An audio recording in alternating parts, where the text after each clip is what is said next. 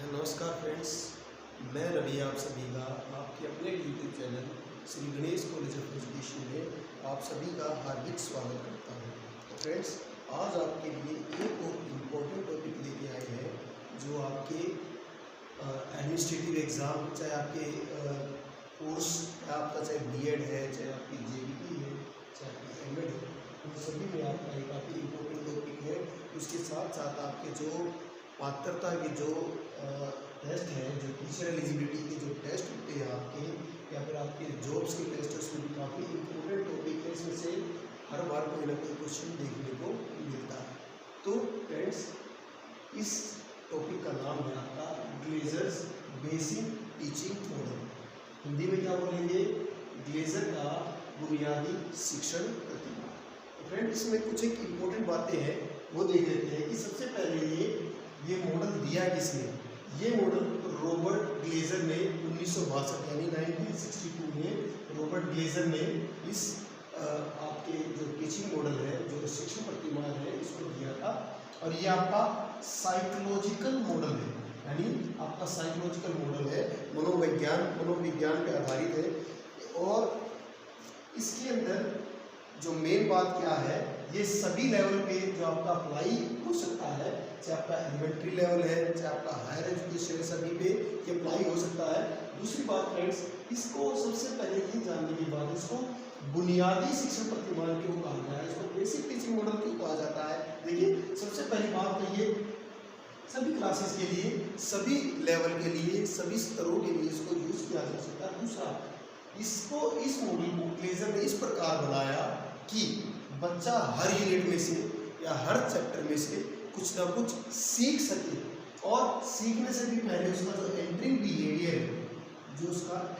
Behaviour है, यानी बच्चा जो उसका जो प्रारंभिक जो उसका ज्ञान है, प्रारंभिक जो उसका व्यवहार है, उसको देखा जाता है। और सीखने के बाद उसके अंदर क्या चेंजेस आए, उसको अच्छे से क्या नाम है दिया गया है। और क्योंकि ये मॉडल हर एक क्लासेस के लिए, हर एक क्या नाम स्तर के लिए, हर एक लेवल के लिए इम्पोर्टेंट है, कुछ ना कुछ देता है। और इस तरह से बनाया गया है कि विद्यार्थी है, जो स्टूडेंट है, हर एक चैप्टर से, हर यूनिट से कुछ ना कुछ सीखे। इसलिए ये मॉडल आपका तैयार किया गया, इसलिए इसको नाम दिया गया बुनियादी शिक्षण प्रतिमान। और क्योंकि ये ग्लेजर ने दिया था, रॉबर्ट ग्लेजर ने दिया, इसलिए इसको ग्लेजर का बुनियादी शिक्षण प्रतिमान कहा गया। तो फ्रेंड्स, इसके कुछ एक इसके पार्ट दिए गए हैं, इसके 4 जो एलिमेंट्स हो दिए गए हैं। आप चाहे तो इसका स्क्रीनशॉट ले सकते हैं ताकि उनको आगे करें।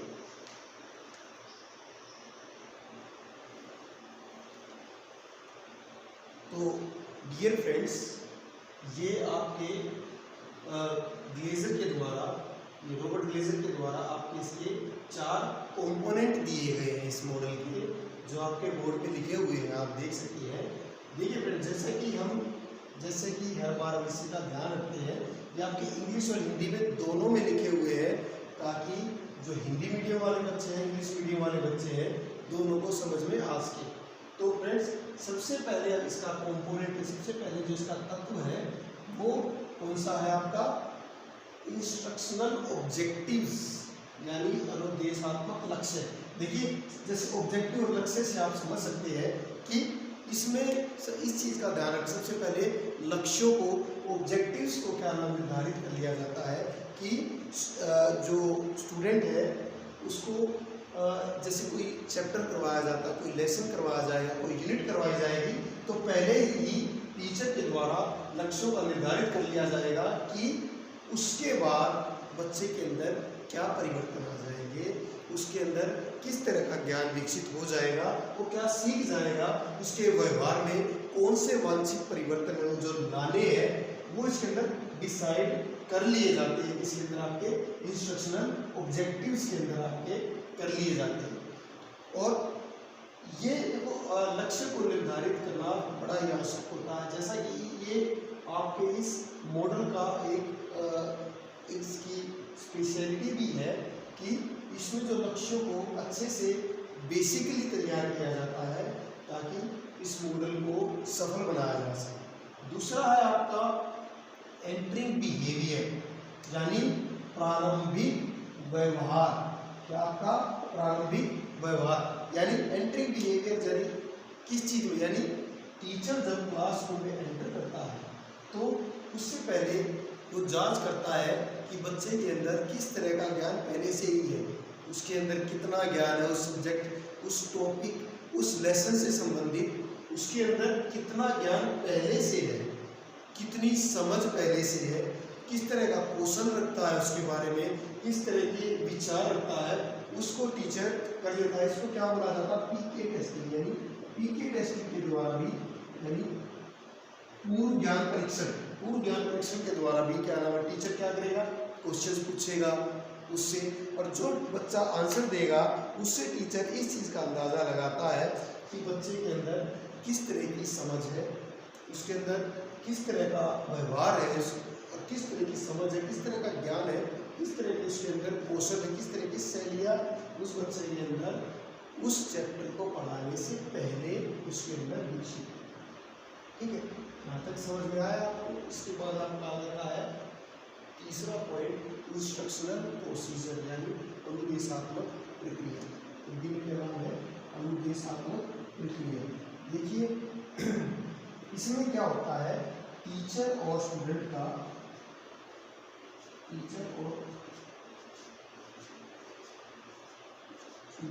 इंटरेक्शन होता है। टीचर पढ़ाता है और स्टूडेंट उसको ध्यान से सुनता है।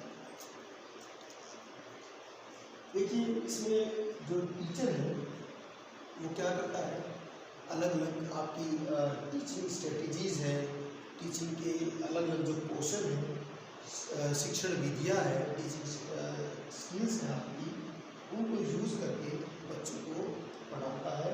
उसके अंदर ज्ञान विषय, टीचर और स्टूडेंट का इंटरेक्शन होता है, उसको एग्जाम्पल देता है, एक्सप्लेन करता है अच्छे से, और क्वेश्चंस पूछता है। तो इसमें टीचर और स्टूडेंट का इंटरेक्शन दिखाया गया है, इसमें इंस्ट्रक्शनल प्रोसीजर के अंदर। फिर आपका आ जाता है परफॉर्मेंस असेसमेंट। ये आपका 4 पॉइंट है, सबसे लास्ट में, जिसमें टीचर ये देखेगा कि स्टूडेंट को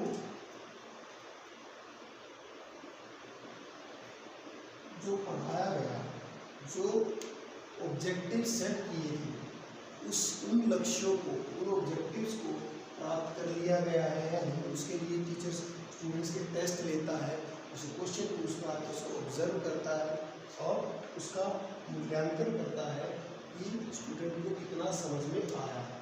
और इस पॉइंट में, फोर्थ पॉइंट में, आपके फोर्थ स्टेज में ये भी पता लगता है कि उसकी जो स्किल्स है कितनी इफेक्टिव रही है, क्या उद्देश्यों में कुछ, लक्ष्यों में कुछ चेंज करना चाहिए, या शिक्षण नीतियों में, टीचिंग स्ट्रेटेजीज है उसमें कुछ चेंजेस लाने चाहिए ताकि लक्ष्यों को प्राप्त किया जा सके और जो आपका टीचिंग मॉडल है उसको सफल बनाया जा सके।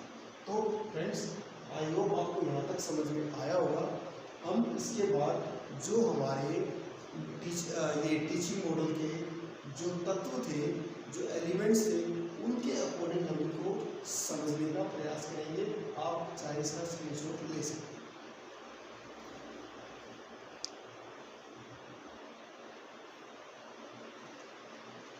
तो फ्रेंड्स, अब हम इसको ग्लेसर के टीचिंग मॉडल को, जैसे हमें 4 एलिमेंट दिए थे, 4 एलिमेंट्स को हमने अभी पढ़ा, तो अगर हम इन्हीं पॉइंट्स को, इन्हीं एलिमेंट्स को, जो हमारे मॉडल्स ऑफ टीचिंग के जो फंडामेंटल एलिमेंट्स थे, जो हमने इससे पहले जो वीडियो बनाई थी उसके अंदर दिए भी गए थे, यहाँ पे पॉइंट्स लिखे हुए हैं, इसके अकॉर्डिंग हम उनको समझने की कोशिश करेंगे। देखिए इसमें को क्या क्या दिया गया है, जैसे फोकस है आपका, दूसरा सिंटेक्स है, प्रिंसिपल ऑफ रिएक्शन है, सोशल सिस्टम है, सपोर्ट सिस्टम है और एप्लीकेशन। तो सबसे पहले बच्चों हमारा फोकस यानी केंद्र, हमारा जो बेसिक टीचिंग मॉडल है इसके इर्द गिर्द घूमता है। तो सबसे पहले देखिए फ्रेंड्स, हमने देखा था जो ऑब्जेक्टिव्स थे, ऑब्जेक्टिव्स को सेट कर लिया गया, ऑब्जेक्टिव्स को सेट कर लिया गया, और जो हमारा टीचिंग मॉडल है स्टूडेंट के ऊपर ज़्यादा है, स्टूडेंट्स को ध्यान में रख के बनाया गया है। तो इसमें ऑब्जेक्टिव्स भी उसके अनुसार ही सेट कर दिए जाते हैं। दूसरा हमारा सिंटेक्स यानी संरचना, यानी इसमें वो क्या होगा, इसमें जो सिस्टम है जो सारा क्या होगा, देखिए संरचना क्या है, जो हमारे 4 पॉइंट्स थे हमारे दिए गए थे, जैसे जिसमें ऑब्जेक्टिव्स को सेट किया गया, एंट्रिंग बिहेवियर देखा गया, एंट्रिंग बिहेवियर था, और उसके बाद इंटरेक्शन, स्टूडेंट और टीचर के बीच में इंटरेक्शन हुई, और फिर इवैल्यूएशन। जैसे संरचना की बात करें, जैसे सबसे पहले क्या होता है, हम स्टूडेंट को, जैसे पहले क्या होता है, बच्चे को कोई जैसे चैप्टर पढ़ाना है, कोई लेसन करवाना है, कोई यूनिट करवानी है, तो सबसे पहले डिसाइड कर लिया जाता है कि इस यूनिट को करने के बाद या इस चैप्टर को करने के बाद बच्चे के अंदर क्या योग्यता आ जाएगी, क्या वो करना सीख जाएगा, वो उसके अंदर सेट कर लिया जाता है।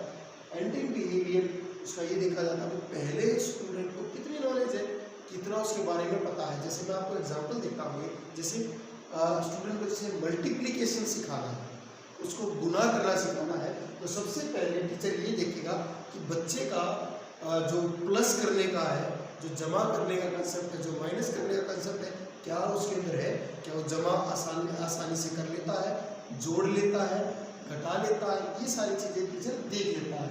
अगर उसको जोड़ना ही स्टूडेंट को नहीं आता है, तो उसके लिए मल्टीप्लिकेशन यानी गुना के क्वेश्चन को करना, उसकी समझ को विकसित करना संभव नहीं हो पाता। तो इसलिए आपका जो एंट्रिंग बिहेवियर है ये इम्पोर्टेंट होता है। इंटरेक्शन, स्टूडेंट और टीचर के बीच में इंटरेक्शन यानी उसका जो क्या नाम है, दोनों के बीच में जो क्रिया चलती है वो आपका किया जाएगा। लास्ट में इवैल्यूएशन, यानी बच्चे को पढ़ाने के बाद टीचर उसका टेस्ट लेता है, और टेस्ट में जो उसके नंबर आते हैं उसको इवैल्यूएट करता है कि बच्चे के अंदर जो समझ विकसित होने की वो हुई है या नहीं है। अगर कोई चेंजेस लाने हैं तो क्या लाने हैं, अगर ज़रूरत है। उसके बाद आता है principle of reaction. Principle of reaction में क्या होता है, आपका जो स्टूडेंट, अगर स्टूडेंट कुछ पूछता है तो टीचर का उसके प्रति क्या रिएक्शन होता है ये देखा जाता है। जैसे, और इसके बाद आपका फोर्थ पॉइंट आ जाता है, ये इम्पोर्टेंट है, सोशल सिस्टम। सोशल सिस्टम यानी सामाजिक प्रणाली के अंदर आपका क्या आएगा, टीचर और स्टूडेंट का इंटरेक्शन दिखाया गया है।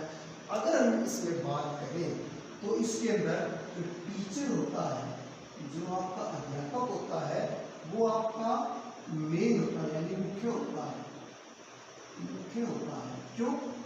इसके अंदर क्या होता है कि टीचर बच्चों को पढ़ाता है और बच्चे ध्यान से सुनते हैं, यानी जो टीचर की एक्टिविटी है वो ज़्यादा है, टीचर ज़्यादा एक्टिव होता है इसके अंदर, स्टूडेंट उसके कंपेरिजन में कम एक्टिव होती है, क्योंकि ऑब्जेक्टिव टीचर सेट कर रहा है। एंट्री बिहेवियर जो बच्चों की पीके टेस्टिंग है टीचर कर रहा है, बच्चों को पढ़ा कौन रहा है, टीचर पढ़ा रहा है। इवैल्यूएशन कौन कर रहा है, टीचर कर रहा है। तो इसके अंदर टीचर होता है, उसका रोल मेन होता है इसके अंदर। उसके बाद आपका आता है सपोर्ट सिस्टम। सपोर्ट सिस्टम में क्या आता है, अगर बच्चे के अंदर कोई बुनियादी शिक्षण देना है, बच्चे के अंदर जो बेसिक टीचिंग देनी है, उसके लिए इम्पोर्टेंट क्या होगा, टीचर, आपकी सहायक सामग्री है जो आप बनाते हो, जो स्कूल का है, जो क्लास का है, जो एनवायरनमेंट है वो हो गया, जो टीचिंग स्ट्रेटजीज है टीचर की वो होगी, कि आपकी सहायक प्रणाली के अंदर आ जाएगी। एप्लीकेबिलिटी यानी उसका प्रयोग, एप्लीकेबल कहाँ होगा, ये मॉडल कहाँ होगा, जैसे हमने पहले ही बात की, ये सभी लेवल पे, सभी लेवल पे, यानी कौन से लेवल यानी सभी यानी एलिमेंट्री, आपका हायर एजुकेशन, सभी पे यानी छोटी और बड़ी क्लासेस सभी पे इसको अप्लाई किया जा सकता है। तो फ्रेंड्स, हमने इसके अंदर क्या क्या पढ़ा है, मैं आपको इसको रिकैप करवा देता हूँ। देखिए फ्रेंड्स, सबसे पहले आपका नाम आया ग्लेजर बेसिक टीचिंग मॉडल। ये किसने दिया, रॉबर्ट ग्लेजर ने दिया। कब दिया, 1962 1962 में दिया। इसकी क्या नाम, मेन कैरेक्टरिस्टिक्स क्या है आपकी, ये आपका बेसिक टीचिंग मॉडल होता है, ये सभी क्लासेस पे अप्लाई किया जा सकता है, कोई भी स्तर है उस पर इसको प्रयोग किया जाता है। ये एक साइकोलॉजिकल मॉडल है। ये आपसे पूछ लिया जाता है कि कई बार की जो ग्लेजर बेसिक टीचिंग मॉडल है वो कौन सा मॉडल है, कौन सा साइकोलॉजिकल मॉडल है, किसने दिया था? रॉबर्ट ग्लेजर ने दिया था। कब दिया था? 1962 में दिया था। इसके कौन कौन से चार इसके एलिमेंट्स हैं? आपके ऑब्जेक्टिव्स, एंट्रिंग बिहेवियर, इंटरेक्शन और आपका लास्ट में इवैल्यूएशन। ये आपके चार आपके क्या है? एलिमेंट्स हैं इसके। जिसमें देखिए ऑब्जेक्टिव्स यानी उद्देश्यों का निर्धारण करना कि बच्चे के अंदर किस तरह के व्यवहार लाना है, बच्चे की समझ कैसे विकसित हो जाए, बच्चा किसी यूनिट को पढ़ने के बाद क्या उसके अंदर नॉलेज आ जाए, क्या स्किल्स आ जाए, वो उसके अंदर निर्धारित कर दिए जाते हैं। एंट्रिंग बिहेवियर यानी स्टूडेंट जब क्लास उस चैप्टर को पढ़ने से पहले यानी उस ज्ञान को सीखने से पहले बच्चे के उसके प्रति क्या समझ है, क्या स्किल्स है, ये देख ली जाती है एंट्रिंग बिहेवियर। इसको पूर्व ज्ञान परीक्षण यानी पीके टेस्टिंग भी बोल दिया जाता है। पीके टेस्टिंग भी बोल दिया जाता है। ठीक है, आपने जो आपकी बीएड की क्लासेस है उसमें पढ़ा भी होगा। जो बच्चे बीएड कर रहे हैं वो इसमें पढ़ेंगे कि पीके टेस्टिंग क्या होता है, यानी बच्चे का जो पूर्व ज्ञान है उस टॉपिक से रिलेटेड उसको कितनी समझ है और क्या उसके अंदर स्किल्स है उससे संबंधित, वो आपका इसके अंदर आ जाता है। इंटरेक्शन, टीचर क्या करता है? बच्चों को पढ़ाना शुरू कर देता है। उसके लिए जो आपकी टीचिंग एड्स है, जो स्किल्स है, आपके एग्जाम्पल्स हैं, एक्सप्लेन करना, उसकी पूरी तरह से व्याख्या करना, एग्जाम्पल देना और बीच बीच में क्वेश्चन आंसर करना, ये सारी इसके अंदर आ जाती है। स्टूडेंट और टीचर के बीच में इंटरेक्शन क्या हो रहा है, फिर आपका इवैल्यूएशन